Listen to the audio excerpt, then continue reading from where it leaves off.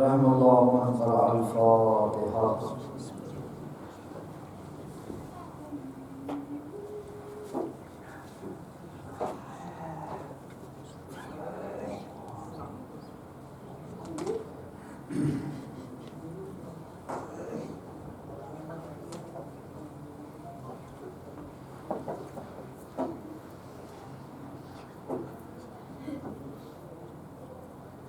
لا حول ولا قوة إلا بالله العلي العظيم. أعوذ بالله من الشيطان الرجيم. بسم الله الرحمن الرحيم. الحمد لله رب العالمين وبه نستعين. الصلاة والسلام على سيد العرب والعجم مولانا ومولى الثقلين جد الحسن والحسين المكي المدني القرشي الهاشمي مولانا بالقاسم محمد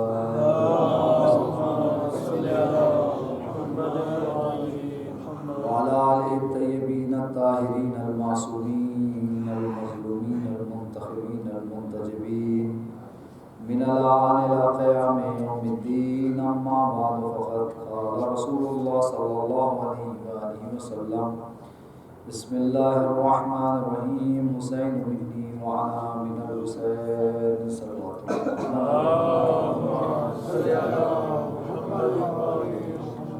عزیزان گرامی ملت، بزرگان محترم، بزرگان ملت، مادمداران سید الشہداء، آج کی یہ مجلس کا ہمارا عنوان امام حسین علیہ السلام اور شہداء کربلا کے سوئم کے سلسلے سے ہے. امام بارگاہ مسجد و امام بارگاہ مرکز محمد علی محمد میں اور آپ کی خدمت بابرکت میں اس مجلس میں رسول اکرم کی بہت ہی مشہور و معروف حدیث کو عنوان سخن قرار دیا. یہ حدیث مبارکہ جو ہمیں سب کو ہی یاد ہے اور بہت ہی مشہور و معروف ہے، اور یہ حدیث کا ایک جز ہے، ایک حصہ ہے. اس کے آگے بھی جو ہے حصہ ہے، یہ شروع کا ایک حصہ ہے، اس کے آگے بھی جو ہے کیا حصہ ہے حدیث مبارکہ کا. یہ اتنی مشہور حدیث ہے، اتنی مشہور حدیث ہے کہ اس کو اہل تشیع کے ساتھ ساتھ اہل تسنن جو جتنے بھی راوی ہیں سب نے جو ہے اس کو لکھا ہے. حتیٰ کہ صحیح بخاری، صحیح مسلم میں بھی یہ حدیث ملے گی آپ کو، اور حاکم نیشابوری کی جو کتاب ہے المستدرک علی الصحیح ہے اس میں بھی یہ حدیث جو ہے وہ آپ کو ملے گی. یہ حدیث جو ہے بڑی مشہور و معروف ہے، اور اس حدیث مبارکہ میں رسول اکرم نے اپنے نواسے کا تعارف کروایا ہے. تعارف کرانے کا جو ہے کیا ایک طریقہ ہے، تو یہاں پر جو ہے کیا ہے وہ تعارف کرایا ہے امام حسین علیہ السلام کا، اور تعارف بھی جو ہے وہ بڑے بہترین جو ہے کیا ہے وہ انداز میں کرایا. اللہ کے رسول نے تعارف کرایا. اچھا، رسول اکرم نے ایک جگہ کی ایک حدیث نہیں، اور بھی حدیثیں ہیں جہاں پر اپنے نواسوں کا تعارف جو ہے رسول اکرم صلی اللہ علیہ وسلم نے جو ہے وہ کرایا ہے. جیسا کہ آپ وہ واقعہ جو ہے کہ آپ کے ذہن میں کہ رسول اکرم خطبہ ارشاد فرما رہے ہیں، امام حسین جو ہے مسجد میں آتے ہیں اور آپ کا جو ہے قدم مبارک ردا میں جو ہے الجھتا ہے اور آپ جو ہے مسجد میں جو ہے گر جاتے ہیں. تو رسول اکرم کیا کریں، خطبہ دیا، خطبہ چھوڑا، مولا امام حسین کو اٹھایا، زانوں پہ بٹھایا، اور وہاں بھی یہ جملہ کہا، ھذا حسین فارغ، یعنی اس کو پہچان لو یہ کون ہے، حسین ہے.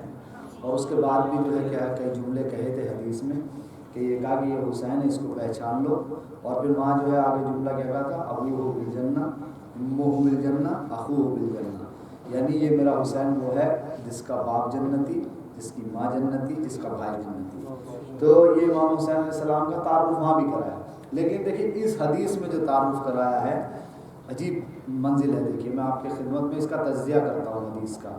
اب تھوڑے سے نقطوں سے ذرا ریس کر کے ذرا سا تجزیہ تھوڑا یعنی پھیلانا جسے کہتے ہیں وہ کرتا ہوں میں اس حدیث کا. حلاجی کہہ لیجیے، اس کی حلاجی کیا ہوتی ہے. حلاجی دیکھیے اس کی ایسے حسین منی وانا من الحسین، حسین مجھ سے ہے اور میں حسین سے ہوں. احب اللہ من احب حسینہ ابغض اللہ من ابغض حسین. یہ جو ٹکڑا بھی میں نے پڑھا اس کی میں بعد میں تشریح کرتا ہوں، پہلے اس کو سنیے۔ سب سے پہلے میں نے آپ کی خدمت میں بات رکھی کہ یہ حدیث جو ہے راویوں کے یا روایت کے یا صحیح ہونے کے اعتبار سے طرفین نے اسے لکھا ہے، اور جو ہے طرفین کی نگاہ میں حدیث بالکل صحیح ہے، اس میں کسی طرح کا ضعف نہیں ہے۔ لیکن اس حدیث مبارکہ پر، یہ جو حدیث جو رسول اکرم نے ارشاد فرمائی، کس کے لیے ارشاد فرمائی؟ مولا امام حسین کے لیے۔ اب یہ امام حسین علیہ السلام کی عظمت کے لیے ہے، عظمت اس سے ظاہر ہو رہی ہے امام حسین علیہ السلام کی کہ رسول اکرم نے اپنے نواسے کی عظمت کے لیے، امام حسین کی عظمت کے لیے کہا۔ تو یہاں پر جب امام حسین علیہ السلام کی عظمت کے لیے حدیث کہی گئی تو اس پہ جو ہے کچھ لوگوں نے احتمالات قائم کی، یعنی اس حدیث میں کچھ احتمال جو ہے رکھے۔ اچھا احتمال بھی کیوں رکھے؟ وہ یہ ایسے لوگ رکھتے ہیں جو اہل بیت کی فضیلتوں کو برداشت نہیں کر پاتے، یعنی جو اہل بیت کی فضیلتوں کو ہضم نہیں کر پاتے۔ آج بھی جو ہے آپ دیکھیں گے بہت سے لوگ جو ہے یہ والی بات کہہ دیتے ہیں زیادہ جو ہے فضائل جو ہے مجالس میں پڑھے نہ جائیں، زیادہ جو ہے کیا ہے مثلا یہ نہیں بھائی، اہل بیت کے فضائل پڑھنا تو بڑا ثواب ہے، یعنی روایتوں کے ذریعے جو ہے ثابت ہے کہ اہل بیت علیہ السلام کے جو ہے فضائل جو ہے کیا وہ پڑھے جائیں۔ تو ایسے ہی جب یہ حدیث رسول نے ارشاد فرمائی تھی تو لوگوں نے اس زمانے میں بھی اور بعد میں بھی بہت احتمال رکھے۔ ان احتمال میں سے ایک احتمال میں آپ کی خدمت میں رکھتا ہوں، یعنی اس میں یہ والی بات ہے امام حسین کی کوئی جو ہے فضیلت نہیں ہے۔ کہا کیا بات ہے بھائی؟ بات یہ ہے کہ امام حسین علیہ السلام کے لیے رسول نے یوں فرما دیا حسین منی وانا من حسین، اس لیے کہ رسول جو ہے وہ نواسے ہیں، رسول کی بیٹی کے بیٹے ہیں، اس وجہ سے یہ حدیث انہوں نے کہہ دی۔ جب کوئی اپنے تعلق کا کسی سے اظہار کرتا ہے تو وہ اس طرح کے جو ہے کیا ہے، عربوں میں دستور تھا کہ عرب اس طرح سے باتیں کہہ دیتے تھے۔ بات اگر پہنچ گئی ہو تو جملہ اس پر جو ہے پیش کر دوں آپ کی خدمت میں تاکہ آپ کی تھوڑی سی سستیاں بھی جو ہے کیا ہے بیداری میں بدل جائیں۔ کیا کہا؟ احتمال کیا رکھا؟ احتمال یہ رکھا کہ یہ رشتہ داری یا تعلق کو بیان کرنے کے لیے عرب ایسے جملے کہہ دیتے تھے۔ ایسی کوئی اتنی بڑی کوئی فضیلت کی بات نہیں ہے کہ رسول نے جو ہے یہ جو تعارف کرایا ہے یہ مطلب کوئی بڑی فضیلت نہیں۔ احتمال یہ ہے کہ ہلکے میں کرنے کے لیے فضیلت امام حسین کو۔ اب میں آپ کی خدمت میں عرض کروں کہ رسول اکرم مدینے میں یہ حدیث ارشاد فرمائی آپ نے، آپ یہ بتائیے مدینے کا کوئی شخص ہے جو یہ نہیں جانتا کہ حسین رسول کے نواسے ہیں؟ آپ ایمانداری سے بتائیے بھائی، کوئی ہے؟ کوئی شخص ایسا ہے جو یہ نہیں جانتا کہ یہ رسول کے نواسے ہیں؟ کیوں؟ اس پہ بھی دلیل ہے نا، رسول کے نواسے ہیں حسین اور حسن، سب کو پتہ، کوئی ہے آدمی نہیں؟ کیوں؟ اس لیے کہ جب عید کا دن آتا تو کہاں سوار ہوتے ہیں؟ بتائیے بھائی، عید کے دن رسول کے جو ہے کاندھوں پر کون سوار ہو رہا؟ حسن و حسین سوار ہو رہے ہیں۔ بچوں کو دیکھ کے اگر حسن و حسین کہتے ہیں کہ نانا جان ہمارے ہاتھ میں تو مہار ہی نہیں ہے، تو پھر ان کے ہاتھ میں کیا چلا جاتا ہے؟ زلف رسول چلی جاتی۔ چلیے یہ ہو گیا، یہ مدینے نے دیکھا نہیں دیکھا؟ چلو مسجد تو جب رسول نماز پڑھاتے تھے تو مسجد تو بھری رہتی تھی نا، بھری بھی تھی نا مسجد پوری۔ اب یہ بتائیے کہ رسول نماز میں تو پشت میں کون ہے؟ حسین ہے نا، حسین۔ یہ بتائیے مدینے میں کون ہے ایسا انسان جو یہ نہیں جانتا کہ یہ رسول کے نواسے ہیں اور یہ رسول کی بیٹی کے بیٹے ہیں؟ تو یہ جو احتمال قائم کیا نا کہ اس وجہ سے یہ حدیث کہہ دی کہ رشتہ داری کو بتانا ہے یا اس بات کو بتانا ہے۔ اب اگر آپ کی سماعتیں تھوڑی سی میرے ساتھ آ گئی ہیں تو ذرا پیچھے کا ایک دو ورق پلٹیں تو شاید جو ہے بات سے بات میری جو مل جائے۔ کیا کہا؟ احتمال کیا دیا؟ احتمال یہ دیا کہ رسول اپنی رشتہ داری بیان کرنا چاہ رہے ہیں، ایسا کوئی مسئلہ اتنا بڑا جو ہے کیا نہیں تھا۔ تو میں تو یہی کہوں گا، پہلا جواب تو یہی ہے کہ کون ہے مدینے میں جو نہیں جانتا کہ رسول کے نواسے حسن حسین ہے اور رسول کی بیٹی کے جو ہے یہ بیٹے؟ کون؟ سب جانتے ہیں نا، تو پھر اتنا اہتمام رسول کیوں کر رہے ہیں حسین مجھ سے اور میں حسین سے؟ تو اب میں یہاں کہتا ہوں یہ احتمال نیا نہیں ہے، آپ پہنچیں گے میرے ساتھ ابھی، یہ احتمال نیا نہیں ہے۔ یہ احتمال تھوڑا سا پیچھے اگر جو ہے آپ جائیں یا دیکھیں لوگوں کو اور تھوڑا سا غور کریں تو یہ احتمال نیا نہیں ہے۔ یہ احتمال تو غدیر میں بھی قائم کیا لوگوں نے، لیکن بات جو ہے کہ اگر پہنچ جائے میری، یہ احتمال غدیر میں بھی قائم کیا۔ کب قائم کیا؟ جب رسول نے کیا کہا؟ من کنت مولا فہذا علی المولا۔ تو لوگوں نے کیا کہا؟ یہی احتمال تھا، یہی جو ہے کیا ان کا جو ہے نقطہ نکال کے لائے تھے کہ مولا جو ہے کوئی ایسی بڑی بات نہیں ہے، اتنا جو ہے خوش ہونے کی ضرورت نہیں ہے۔ مولا جو کہا ہے رسول اکرم نے علی کو، وہ اس لیے کہا کہ وہ ان کے چچا زاد ہیں۔ ان کے کیا ہیں؟ چچا زاد ہیں۔ جیسے یہاں کا ایسے ہی وہاں، تو یہ جیسا باپ کے لیے کہا تھا ویسی بیٹے کے لیے کہا، کوئی نئی بات نہیں۔ اب وہاں بھی یہی سوال جو ہے کیا آئے گا؟ یہ بتائیے مدینہ تو چھوڑیے، مکے میں بھی لوگ یہ جانتے ہیں کہ علی جو ہے کیا ابو طالب کے بیٹے اور ابو طالب جو ہے رسول کے چچا ہیں. بھائی جانتے نہیں جانتے؟ سب جانتے نہیں اس بات کو، سب جانتے ہیں. اچھا مدینے میں بھی اس بات کو سب جانتے ہیں، دونوں جگہ جانتے نہیں. تو کیا اب جملوں کی قدر کرنی ہے، اور آپ کو جس منزل پہ میں لے جانا چاہ رہا ہوں یہاں سے اس جملے سے سنیے گا کہ کیا رسول اکرم نے اتنا بڑا اہتمام جو کیا تھا رسول اکرم نے، یہ بتانے کے لیے کیا تھا کہ علی رسول کے چچا زاد بھائی ہیں. آپ پس منظر جو ہے دیکھیں، غدیر کا آپ وہ کریے، تجزیہ کیجئے. غدیر کہاں تھا؟ کہیں وہاں جو ہے کوئی باغ تھا، درخت کھڑے تھے، پانی کا انتظام تھا وہاں، یا مثال کے طور پر کوئی بہت آرام کی یا ٹھنڈی جگہ تھی؟ نہیں تھی نا. کیسی تھی؟ ہم نے تو یہ سوچا میدان تھا، دھوپ تھی، کجاؤ کا ممبر تھا، یہی سب تھا نا. حاجیوں نے جو ہے اپنے آپ کو اپنی رداؤں سے جو ہے کیا وہ ڈھک رکھا تھا، اتنا ہی تھا نا. اور دن کے تقریباً 10 یا 11 بجے کا ٹائم تھا، یہ 10 یا 11 بجے کا ٹائم تھا. تو بتائیے ایسے ماحول میں رسول اس بات کو بتائیں گے جو پورا مکہ اور مدینہ جانتا ہے. بتائیے یہ آ رہی بات عقل میں نہیں کہ مثلا کہ اس بات کو کہنے جا رہے ہیں بھائی جسے جو ہے کیا یہ جو ہے پتا ہے پورے مکے اور مدینے کو پتا ہے کہ یہ تو رسول کے چچا زاد ہیں، ابو طالب کے بیٹے اور ان کے چچا زاد بھائی ہیں. اس بات کو بتانے کے لیے اتنا اہتمام کیا. ٹھیک ہے، یہاں پر علماء نے دو جملے لکھے. دیکھیں غدیر کے اندر یہ جو مولا کے معنی دوست کے ہیں، یہ دوست کے نہیں ہیں، بلکہ جو ہے مولا کے معنی حاکم اور سرپرست کے. کیوں؟ اس پہ دو چیزیں دلالت کرتی ہیں، ایک قرینہ حالیہ اور ایک قرینہ مقالیہ. قرینہ حالیہ کیا ہے؟ جیسا میں نے ابھی عرض کیا آپ کے کہ آپ قرینہ حالیہ اسے کہتے ہیں جیسے حالت جو تھی، کیا تھی حالت کیا تھی اس دور کی، اس وقت کی جو ہے کیا ہے پوزیشن کیا تھی غدیر کے میدان کی، وہ میں نے بیان کر دی نا کہ دھوپ ہے، صحرا ہے، پانی کا کوئی ایسا زیادہ خاص بندوبست نہیں ہے، کہیں آرام نہیں ہے. ٹھیک ہے نا، یہ ہے حال قرینہ حالیہ. تو یہاں پر یہی ہو سکتا ہے کہ کیا قرینہ حالیہ اس بات پہ دلالت کرتا ہے کہ خالی چچا زاد اور دوست کے کو تعارف کرانے کے لیے رسول نے اتنا جو ہے کیا اہتمام کیا؟ ایک تو قرینہ حالیہ، یا کوئی اور معنی ہے جو اتنا اہتمام ہوا. ایک ہے قرینہ مقالیہ. قرینہ مقالیہ کیا؟ رسول کا قول. رسول نے جب خطبہ شروع کیا غدیر میں تو کیا کہا کہ کیا میں تمہارے نفسوں پر یہ مقالیہ یعنی بولنے والا قرینہ، یعنی رسول نے کیا کہا کیا میں تمہارے نفسوں پر تم سے زیادہ جو ہے حق کے تصرف نہیں رکھتا؟ الست اولا بکم، یعنی میں تم سے زیادہ تمہارے نفسوں پر حق کے تصرف نہیں رکھتا. تو سب نے ایک زبان کیا کہا تھا؟ بلا یا رسول اللہ. جب سب سے اقرار لے لیا کہ جس طرح میں اولا یعنی الست اولا بکم، کیا میں تمہارے نفسوں پر تم سے زیادہ حق کے تصرف نہیں رکھتا ہوں؟ تو سب نے کیا کہا؟ بلا یا رسول اللہ، ہاں یا رسول اللہ. اگر خالی دوست کے معنی ہوتے یا چچا زاد کے معنی ہوتے تو رسول اس جملے کا استعمال نہیں کرتے خطبہ غدیر میں الست اولا بکم، یعنی میں تمہارے نفسوں پر تم سے زیادہ حق. جب سب نے کہہ دیا کہ بھلا یا رسول اللہ، ہاں یا رسول اللہ، آپ ہم سے زیادہ ہمارے نفسوں پہ حق کے تصرف رکھتے، تو پھر جا کے کہا تھا من کنت مولا فہذا علی، یعنی جیسے میں حق کے تصرف رکھتا ہوں اسی طرح سے علی تمہارے نفسوں پر حق کے تصرف رکھتا ہے. ایک صلوات پڑھیں محمد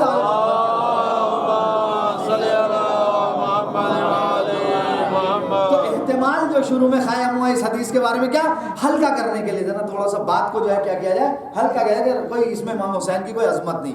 اچھا حسین و منی والا من الحسین، تو یہ احتمال ختم ہو گیا. کیسے ختم ہو گیا؟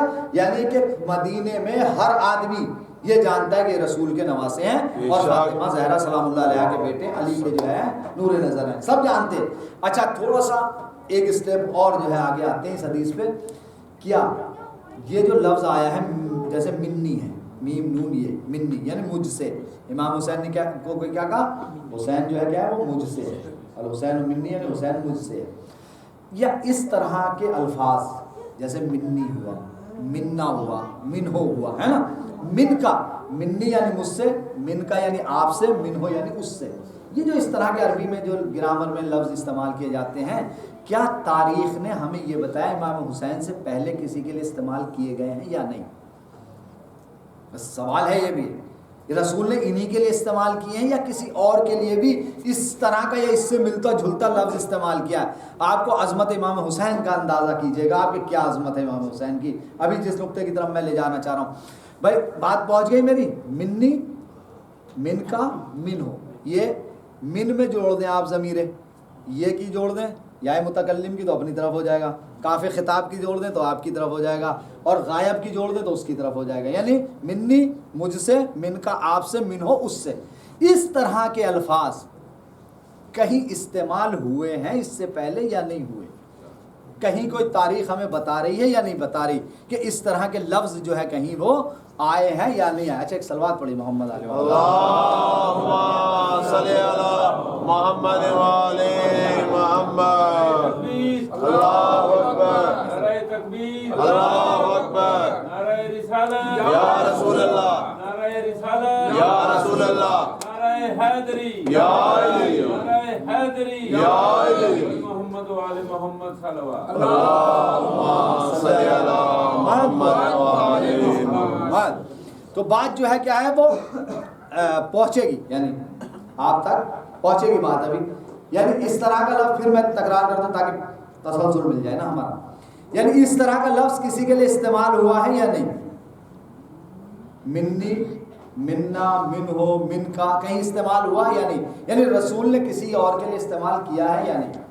ایک موقع ملا جہاں رسول نے یہ لفظ استعمال کیا ہے، اور ایک دم آپ کے ذہن میں آ جائے گا کہ کہاں استعمال کیا۔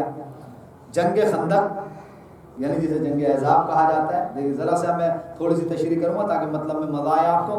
جسے جنگ خندق اور جنگ احزاب کہا جاتا ہے، وہاں جب لشکر اسلام جو ہے کیا ہے میدان میں پہنچ گیا تو وہاں ایک رائے یہ پیش ہوئی کہ جہاں پر لشکر اسلام ہے اس کے جو ہے کیا تین طرف خندق کھود دی جائے، اور یہ جو رائے کس نے دی تھی؟ یہ تجویز رکھی تھی جناب سلمان فارسی نے، ہے نا، رکھی تھی کہ خندق کھود دی جائے، تین طرف سے لشکر اسلام کو محفوظ کر دیا جائے، ایک طرف سے جو ہے کیا ہے سیف جو ہے کیا وہ ہو جائے۔ اس کو آپ ذہن میں رکھیں، میں کیا سنا رہا ہوں اور کہاں نتیجہ دوں گا یہ بھی ذہن میں رکھیے گا۔ امام حسین کے لیے کیا گیا؟ حسین منی وانا من الحسین، اس بات کو یاد رکھیے گا اور عظمت امام حسین کو ملاحظہ فرمائیے گا۔ جب یہ خندق کھودی جا رہی تھی نا، خندق کھودنے کا کام چل رہا تھا، تو مزدور کہاں کے تھے؟ ہمارے آپ کے ملکوں کے تھوڑی بھائی، یہ تھوڑی پاکستان سے آئے، انڈیا سے، بنگلہ دیش کہیں سے تھوڑی آئے، وہ تو وہیں کے تھے نا، سب مدینے والے تھے یا مکے والے تھے۔ اگر مدینے والے تھے تو وہ کیا کہلائیں گے؟ انصاری، اور مکے والے تھے تو کیا کہلائیں گے؟ مہاجر۔ تو یہ دو پارٹیاں جو ہیں کیا ہے خندق کھود لی، ان کے علاوہ تو کوئی اور ہے ہی نہیں، یا تو مہاجر ہے یا انصار ہے۔ اب سارے دن دونوں پارٹیاں کیا کر رہی ہیں؟ خندق کھود رہی۔ تو جب یہ خندق کھودتے تھے نا تو رسول اکرم بھی جو ہے کیا ہے شام کو جو ہے اپنے مسند لگا کے بیٹھتے تھے، تو یہ کیا کرتے تھے سارا اپنا جو ہے کیا ہے سارے دن کا کام کا حساب اپنا دیتے تھے رسول اکرم کو۔ انصاری آتے تو کہتے یا رسول اللہ ہم نے اتنا کام کیا، مہاجرین کہتے تھے کہ یا رسول اللہ ہم نے اتنا کام کیا، ٹھیک ہے، سارے دن یہ اپنی محنت کو رسول اکرم کے سامنے یہ رکھتے تھے۔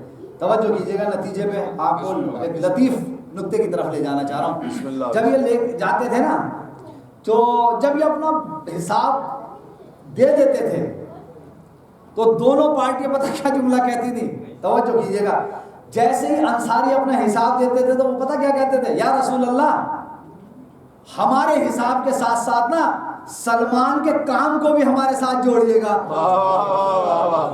توجہ کیجیے، ذرا سی توجہ چاہیے آپ کی، ذرا سی دعائیں چاہیے۔ کیا کہا کہ یا رسول اللہ ہمارے کام کے ساتھ کیا کہتے تھے انصاری؟ سلمان کے کام کو بھی جوڑ لیجیے گا۔ اچھا جب مہاجر یہ کام ختم کرتے تو وہ بھی یہ کہتے تھے۔ اچھا وہ کیوں کہہ رہے تھے؟ اس لیے کہ سلمان نہ انصار میں سے ہے نہ مہاجرین میں سے، بھائی کسی میں سے نہیں ہے، کیونکہ وہ کہاں کے ہیں؟ وہ کہاں کے ہیں؟ سلمان تو فارس کے ہے نا، ایرانی ہے نا وہ تو وہ کسی میں سے ہے نہیں۔ اب جو ہے دونوں پارٹیاں اس پر زور دے رہی رسول کے سامنے کہ ہمارے ساتھ جوڑیے گا، ہمارے ساتھ جوڑیے گا۔ کیوں؟ وجہ کیا؟ وجہ یہ ہے کہ انصاری چاہ رہے ہیں کہ ہم مہاجرین پہ سبقت لے جائیں، سلمان کا کام ہمارے ساتھ جڑ جائے، اور مہاجر کیا چاہ رہے ہیں کہ ہم انصاریوں پر جو ہے کیا وہ سبقت لے جائیں۔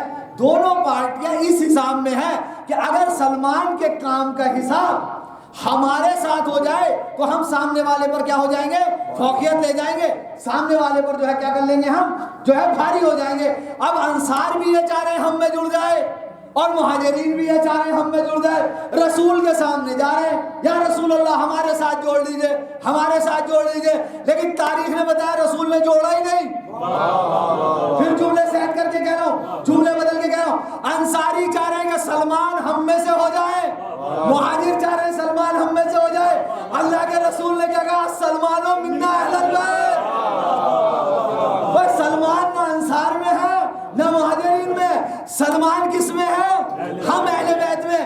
اب حسین و منی وانا من الحسین، عظمت امام حسین کی طرف لایا ہوں آپ کو اس لطیف نقطے سے۔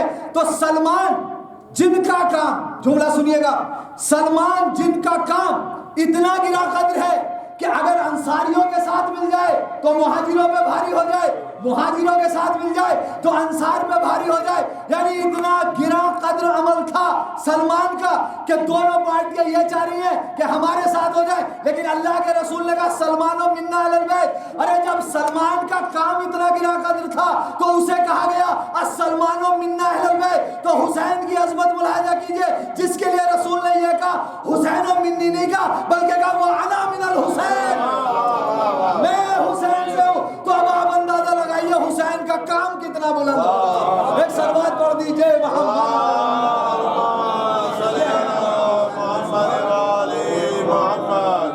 امام حسین علیہ السلام کی عظمت یہ ہے۔ امام حسین کا کام کتنا گرا قدر ہوگا، یہ نہیں کہا کہ مجھ سے ہے حسین، بلکہ کیا کہا وَأَنَا مِنَ الْحُسَيْن، میں حسین سے ہوں، یعنی میں ہوں حسین سے، حسین مجھ سے ہے اور میں حسین سے ہوں۔ یعنی امام حسین کا عمل اتنا وزنی تھا، امام حسین کا عمل اتنا گرا قدر تھا کہ رسول کو یہ کہنا پڑا کہ میں حسین سے ہوں، حسین منی وَأَنَا مِنَ الْحُسَيْن۔ اچھا ایک تو یہ میں نے آپ کو روایت سے پیش کر دیا، ایک ذرا قرآن سے بھی پیش کر دیا تاکہ جو ہے بات اور تھوڑی سی ہماری وزنی ہو جائے۔ جناب ابراہیم کی جہاں دعائیں ہیں قرآن مجید میں، وہاں جو ہے ایک جملہ ملا کہ جناب ابراہیم نے دعا کی پروردگار عالم ان بتوں نے جو ہے بہت سے جو ہے لوگوں کو کیا کر دیا؟ گمراہ کر دیا ہے۔ ان بتوں نے بہت سے جو لوگ ہیں انہیں کیا کر دیا؟ گمراہ کر دیا۔ جناب ابراہیم نے انہیں روکا بھی، اور پھر جو ہے روکنے میں ایک جملہ ہے قرآن مجید کی، ایک آیت کا جملہ ہے کہ فمن تبانی فإنہ منی، فمن تبانی فإنہ منی۔ جناب ابراہیم نے کہا کہ جو کوئی میری اتباع کرے گا، فمن تبانی یعنی جو کوئی میرا اتباع کرے گا، فإنہ منی، تو وہ کس میں سے ہوگا؟ وہ مجھ سے ہو۔ ٹھیک ہے نا؟ کیا کہا؟ فمن تبانی فإنہ منی، جو میری اتباع کرے گا وہ کیا ہوگا؟ مجھ سے ہوگا۔ کب جناب ابراہیم نے کب کی یہ دعا؟ جب بتوں کی پرستش نہیں کرنی ہے، بتوں سے ہٹنا ہے، بتوں سے جو ہے کیا ہے ان کی طرف نہیں جانا ہے۔ یعنی کیوں؟ اس لیے کہ جناب ابراہیم نے شروع میں کہا کہ ان بتوں نے بہت سے لوگوں کو گمراہ کر دیا ہے، ان کی گمراہی میں کسی کو نہیں آنا ہے، اور گمراہی سے نکلنا کیا ہے؟ یعنی جناب ابراہیم کی اتباع کرنی ہے۔ فمن تبانی یعنی جناب ابراہیم کی اتباع کرنی ہے۔ اب میں جلدی سے بات کو زیادہ نہ پھیلا کے، کیونکہ ایک مطلب اور میں رکھوں گا آپ کے سامنے۔ اب کیا کہا جناب ابراہیم؟ فمن تبانی، جس کسی نے بھی میری اتباع کی، فإنہ منی، وہ کیا ہو جائے گا؟ مجھ میں سے ہو جائے گا۔ تو اس کا نتیجہ کیا نکلے گا؟ اس کا نتیجہ یہ کہ جو کوئی بھی نبی کی اتباع کرے گا، جو کوئی بھی نبی، فمن، من کہہ دیا، من میں یعنی جو بھی، یہ جو ہے صاحب عقول کے لیے استعمال ہوتا ہے من عربی میں، یعنی جو بھی صاحب عقل جو ہے رسول کی اتباع کرے گا وہ کس میں سے ہو جائے گا؟ نبی سے، یعنی فإنہ منی، وہ جو ہے کیا ہے؟ وہ مجھ میں سے ہے، مجھ سے ہے۔ کون کہہ رہے ہیں؟ جناب ابراہیم کہہ رہے ہیں کہ جو کوئی بھی میری اتباع کرے گا وہ کس میں سے ہے؟ مجھ سے ہے، مجھ سے ہے، یعنی کہ نبی کی اتباع یہ بتا رہی ہے کہ وہ نبی سے ہے۔ قرآن کی آیت ہے یہ، تو ابھی تو یہ قرآن کی بات چلے کہ نبی کی اتباع کیا کہہ رہی ہے کہ وہ مجھ سے ہے۔ تو اب اگر کوئی بھی شخص نبی کی اتباع کرتا ہے تو وہ کس سے ہوتا ہے؟ نبی سے ہوتا ہے۔ تو نبی اس کو اپنے میں سے کہتا ہے جو نبی کی اتباع کرتا ہے۔ توجہ کیجئے، دیکھیں قرآن کا مطلب آپ کی خدمت رکھا، یعنی نبی اس کو کہتا ہے کہ یہ مجھ میں سے ہے جو کیا ہے؟ نبی کی اتباع کرتا ہے۔ اب نبی کی اتباع کرنے کا صلہ یہ ہے کہ وہ نبی میں سے ہوتا ہے. اب عظمت امام حسین کا اندازہ لگائے بھائی عظمت امام حسین کتنی ہے, یعنی جملہ بدل کے کہو اب حسین کی اتباع کتنی بلند ہے. اب حسین کی اتباع کتنی بلند ہے. اب نبی نے یہ نہیں کہا وہ مجھ سے ہے, بلکہ حسین اتباع کی اتنی عظمت پر ہے کہ نبی کو کہنا پڑا وانا من الحسین با حسین. ایک صلوات اور پڑھ دے محمد علی محمد.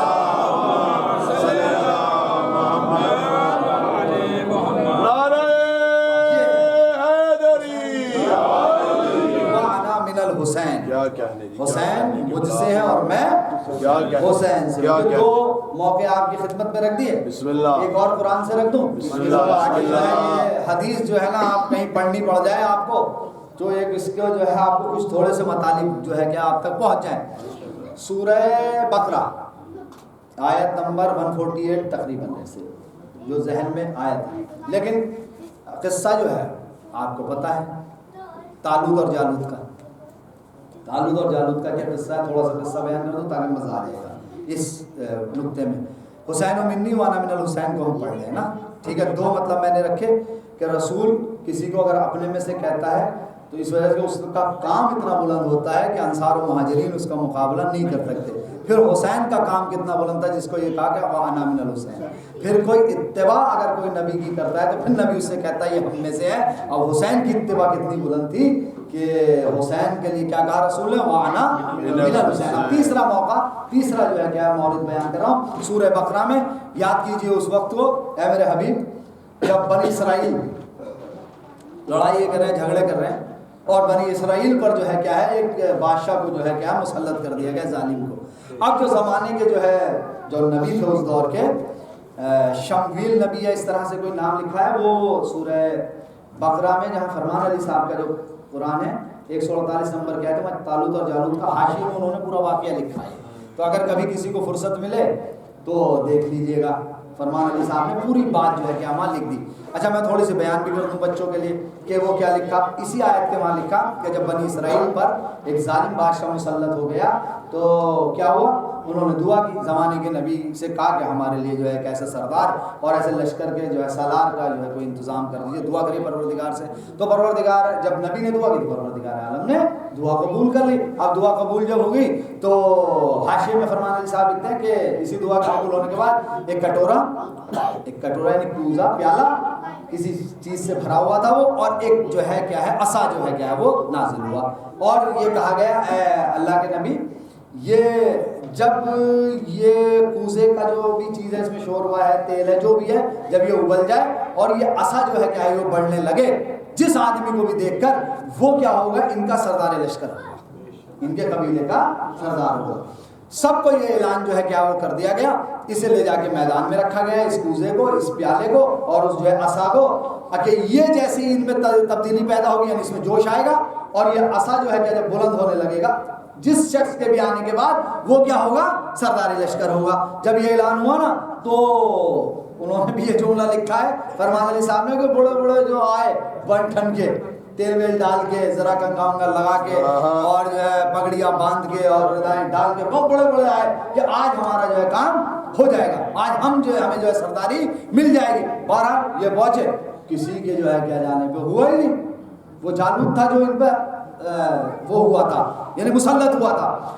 اب جب کسی کے اندر سے ہوا ہی نہیں, اتنے میں آگے طالوت, حضرت طالوت. جیسے ہی طالوت آئے تو پتہ کیا ہوا, وہ عصا جو ہے بلند ہونا شروع ہو گیا اور اس پانی میں جو ہے اس کوزے میں جو ہے اس پیالے میں ابال آنا شروع ہو گیا. جیسے یہ تبدیلی آئی نا تو وقت کے نبی نے کیا کہا کہ یہ تمہارے سربراہ ہیں. کیا کہا, یہ تمہارے سربراہ ہیں. جیسی کا یہ تمہارے سربراہ ہیں. اب طالوت کا سن لیجیے, طالوت کون, طالوت کوئی زمیندار نہیں تھے, کسی جو ہے کیا گاؤں کے مکھیا نہیں تھے, کسی جو ہے کیا سردار کسی قبیلے کے سردار نہیں تھے. طالوت کا کام تھا سقائی کا, وہ پانی پلاتے تھے, ان کا مشق تھی اور اس کے ذریعے وہ سقائی کرتے تھے جناب طالوت. ٹھیک ہے, جب وہ آئے اور یہ چینجنگ ہوئی تو یہ جو بنی اسرائیل تھے نا یہ بڑی ہٹ در قوم تھی, یہ بڑے ہٹ در تھے بنی اسرائیل. آپ کو تو پتا ہے انہوں نے مزے بھی بہت اڑائے بنی اسرائیل نے، منہ سلوا ان کے لیے آتا تھا. بنی اسرائیل تھے نا جناب موسیٰ کے ساتھ، ایک راستے پہ کہاں مانے تھے؟ کہتے 12 قبیلے 12 راستے چاہیے.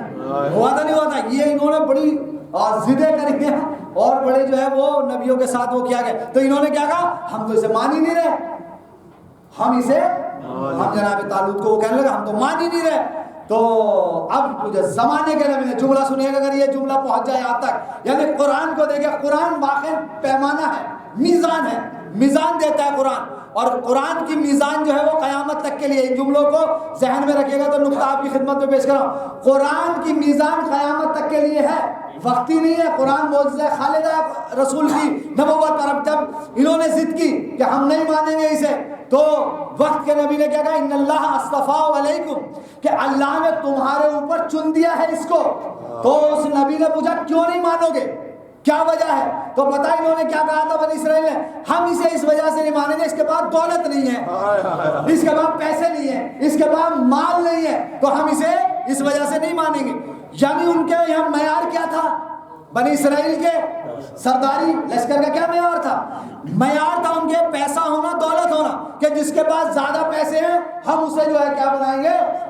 سردار بنائیں گے، اسے ہم انجمن کا صدر بنائیں گے، اسے ہم سنگت کا سرپرست بنائیں گے، کیونکہ بڑا آدمی ہے، پیسے زیادہ ہے. آج کل بھی یہی ہو رہا ہے، اسے فلاں جگہ کا جو ہے کیا ہے وہ ذمہ دار بنائیں گے. کیوں؟ اس لیے کہ اس کے پاس پیسہ ہے، یہ پیسہ لگائے گا.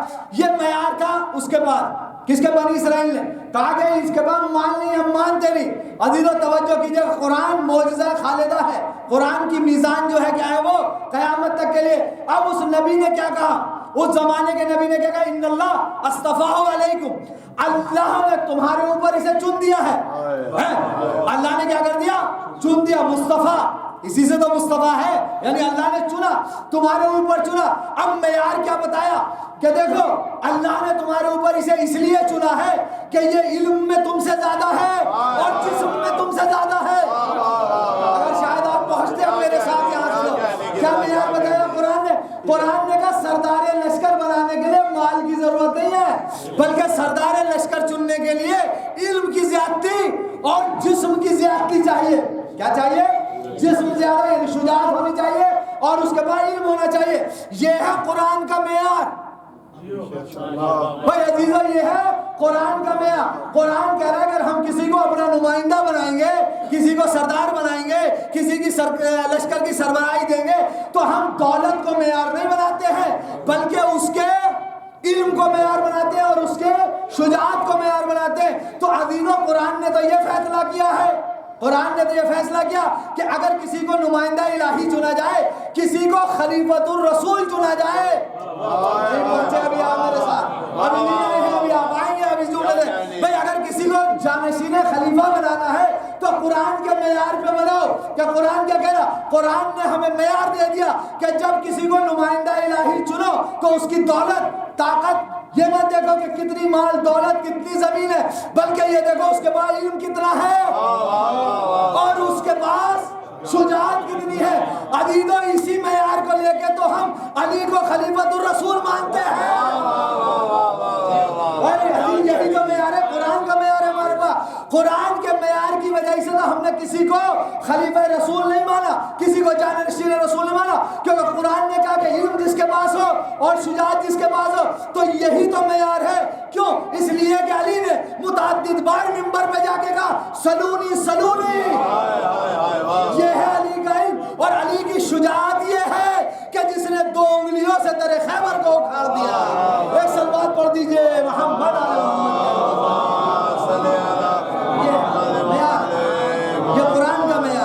کے پاس علم زیادہ ہے اسے نمائندہ الہی مانو، جس کے پاس کیا ہے؟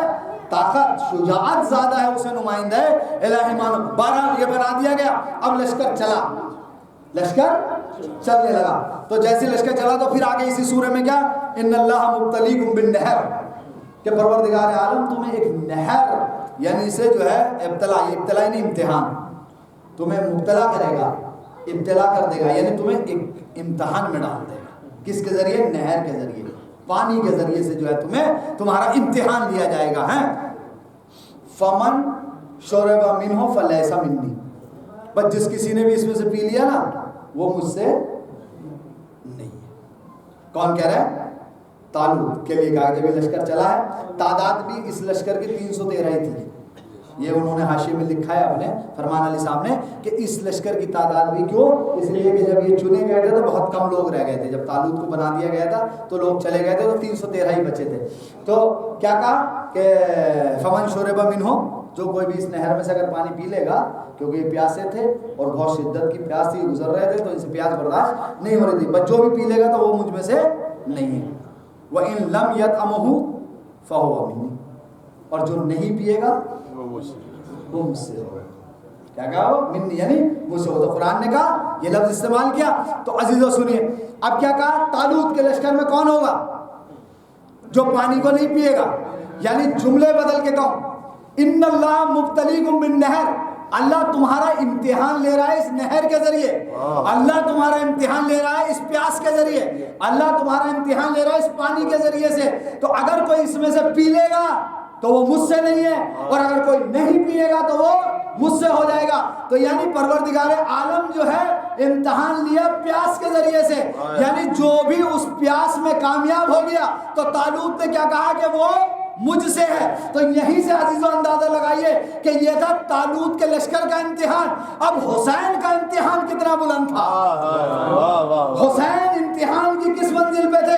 اب یہ نہیں کہا جا رہا حسین و منی، نہیں، بلکہ رسول نے کیا کہا وانا من الحسین، حسین سے میں ہوں. تو اب اندازہ کی، اب میں اس پوری تقریر کا خلاصہ نکال کر کہہ رہا ہوں کہ حسین اس ذات کا نام ہے جس کا کام سب سے بلند، جس کی اتباع سب سے بلند، جس کا امتحان سب سے بلند، یہ ہے حسین. کون حسین؟ فاطمہ زہرا کا لال حسین، جس نے کام بھی اعلیٰ پیمانے کا، جس کا امتحان اعلیٰ پیمانے کا، جس کی اتباع اعلیٰ پیمانے کی، یہ حسین ہے. اب تھوڑا سا جو ہے کیا یہ 3 مواقع میں نے بیان کیا، اور بھی ہیں 1-2 موقع، لیکن اب وقت نہیں ہے. اب حدیث کا دوسرا ٹکڑا آپ کی خدمت میں پیش کرتا ہوں. حسین منی وانا من الحسین، احب اللہ من احب حسین، ابغض اللہ من ابغض حسین. دیکھیں یہاں پر اس کا ترجمہ ہم 2 طرح سے کر سکتے ہیں.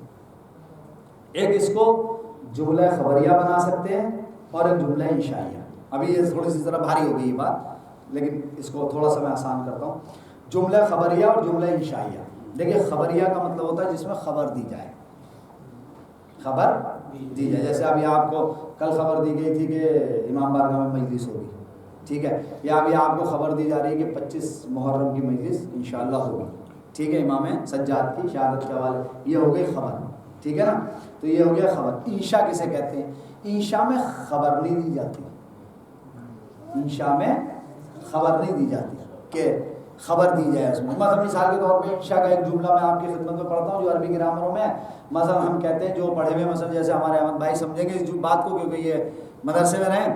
ایک جملہ کہا جاتا ہے لیت الشباب یعود یوما، کاش میری جوانی جو ہے کیا ہے وہ پلٹ آتی.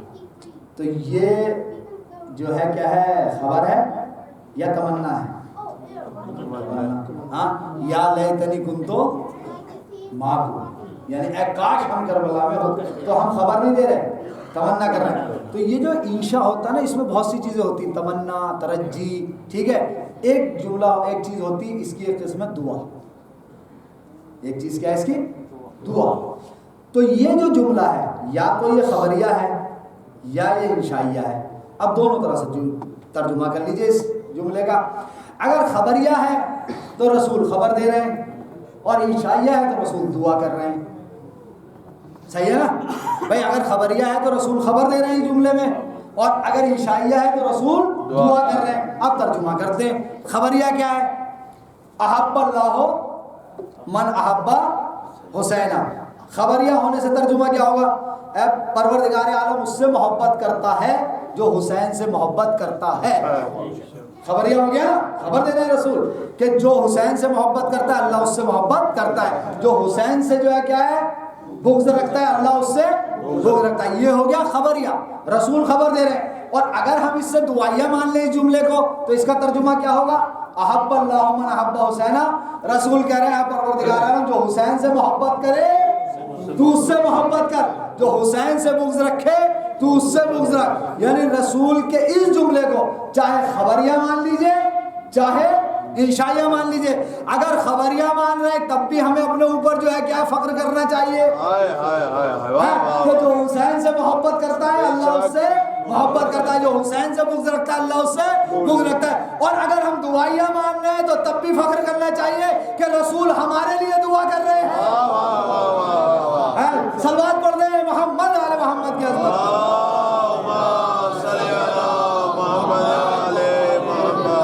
حسین منی وانا من الحسین احب اللہ من احب حسین ابغض اللہ من ابغض حسین۔ حسین مجھ سے ہے اور میں حسین سے ہوں۔ اور بھی تو اس میں تعارف کرایا گیا ہے، انشاءاللہ کسی دن اور رہی تو بات کہ تعارف کیسے ہوتا ہے تو رکھی جائے گی آپ کے سامنے اس حدیث کا۔ تو یہ تھوڑا سا تجزیہ تھا، تو پھر میں ایک دفعہ دہرا دوں کہ اس حدیث کے ذیل میں 3 نقطے میں نے آپ کی خدمت میں رکھے کہ کسی کا کام اتنا بلند ہو کہ رسول اسے کہتا ہے کہ یہ مجھ سے ہے، لیکن حسین کا کام اتنا بلند تھا کہ رسول نے یہ کہا کہ میں حسین سے ہیں۔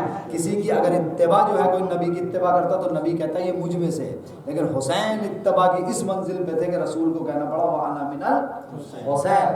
اور اس کے بعد کیا ہے، امتحان کی منزل۔ اگر کوئی امتحان میں کامیاب ہوتا ہے تو نبی وقت کا یا سربراہ لشکر جو ہے کیا کہتا ہے کہ اگر تم نے اس امتحان میں پاس ہو گئے تو تم مجھ سے ہو، لیکن حسین نے ایسا امتحان دیا کہ رسول کو کیا کہنا پڑا، وَأَنَا مِنَ الْحُسَيْنِ، میں حسین سے۔ اور واقعی یہ جملہ رسول اکرم کا بڑا جامع اور معنی جملہ ہے۔ حقیقت میں رسول اکرم حسین سے ہے۔ کیسے حسین سے؟ اس لیے کہ مرزا محمد صاحب ایک جملہ کہتے تھے کہ اس کے دو جو جملے ہیں نا، حسین منی وانا من الحسین، اس کے جو ہے 2 پس منظر ہیں کہ رسول نے جو پہلا جملہ کہا تھا کہ اس جملے کو ذہن میں رکھیے گا، حسین منی وانا من الحسین، 2 جملے ہو گئے۔ تو وہ کہتے ہیں یہ حسین منی جو ہے یعنی حسین مجھ سے ہیں، یہ حسین 3 شعبان سے لے کے عاشورہ تک تھا۔ کیا 3 شعبان سے لے کے عاشورہ تک یہ والی بات ہے کیا، حسین منی یعنی حسین مجھ سے ہے، لیکن عاشور سے قیامت تک وَأَنَا مِنَ الْحُسَيْنِ کیا کہنے کی